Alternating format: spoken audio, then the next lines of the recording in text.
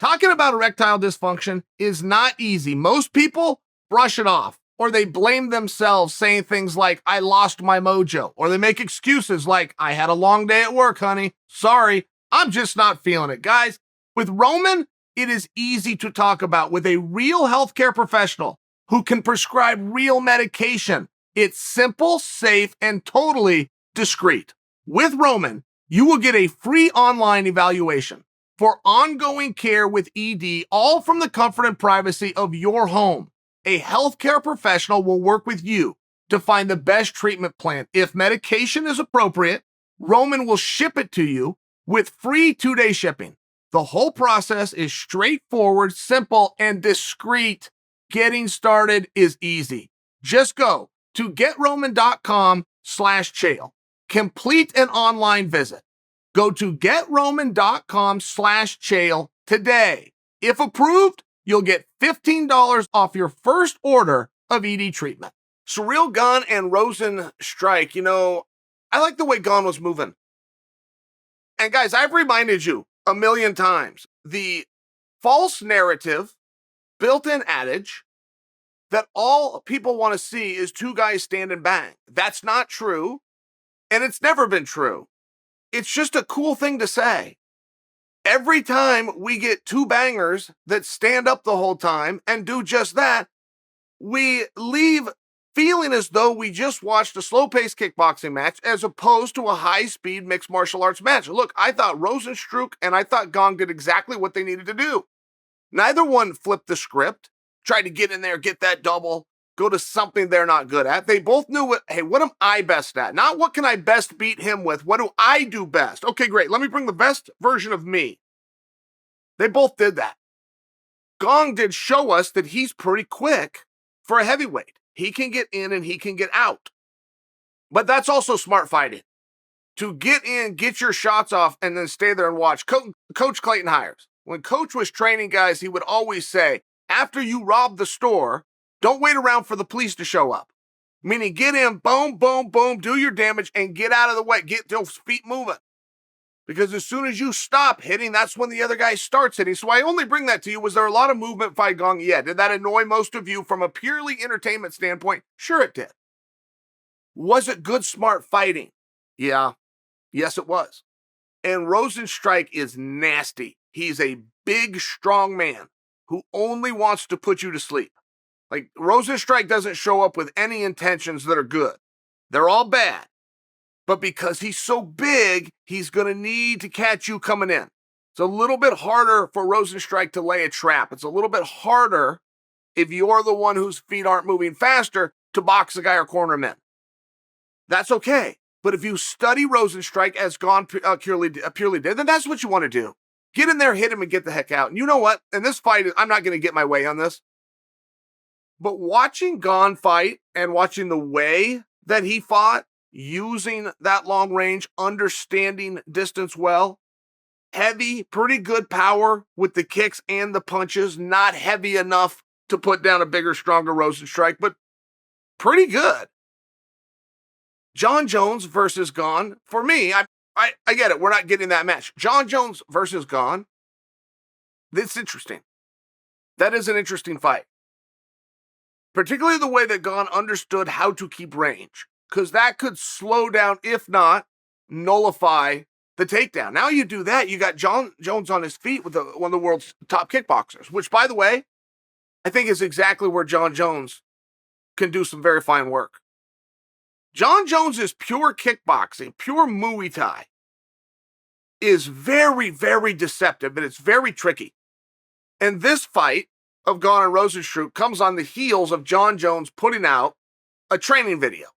And it was the first training video he put out in 6 months, in 8 months. So whatever night he fought Dominic Reyes, lost, but they told him he won the decision.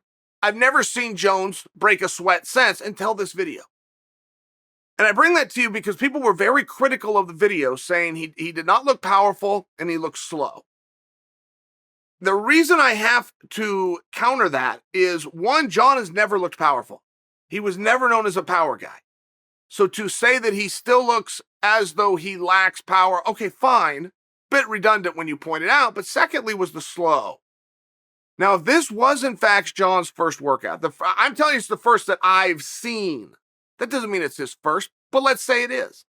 Well, now you understand the slow part too. Now you understand because that's a timing issue.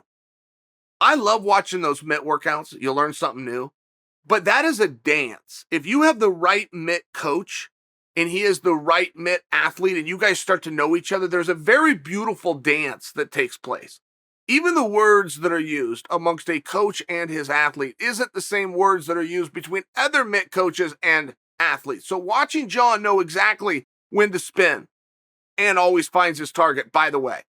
That spinning kick to the body that Jon Jones does in every single match, it's actually quite amazing how he does that. You're standing on one leg, turning 180 degrees and finding a target with your opposite leg. Jon Jones will actually jump off the air so no feet are on the air. That's how he can continue to pivot. As Jon swings his head around and looks for the target that has now moved, he just lifts his foot off the ground so the whole rest of his body can move, bong, right until he hits you in the stomach. It's very nice. It's very nice, and Jon does some stuff, particularly with length. So much is made and praised of Jon Jones because of how long his reach is. Longest reach in the entire organization, not just the class that he's in. The whole organization, I want to say it's like 86 inches. He knows how to use it. That's why it's relevant. That's why Jon gets praised for that. So any kickboxer you want to bring in, I fully concede to you that on paper, Ciryl Gane done way more things than Jon Jones. If he's done anything, he's done more than Jon Jones. Jon just never did sanctioned kickboxing.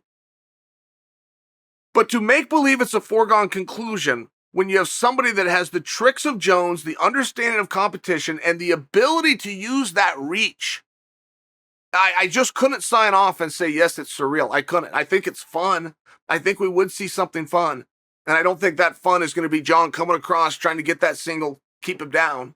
I think Jon's going to go out and trade with him for a little bit, feel him out, work his way inside, and then possibly go to some of that college wrestling, sure.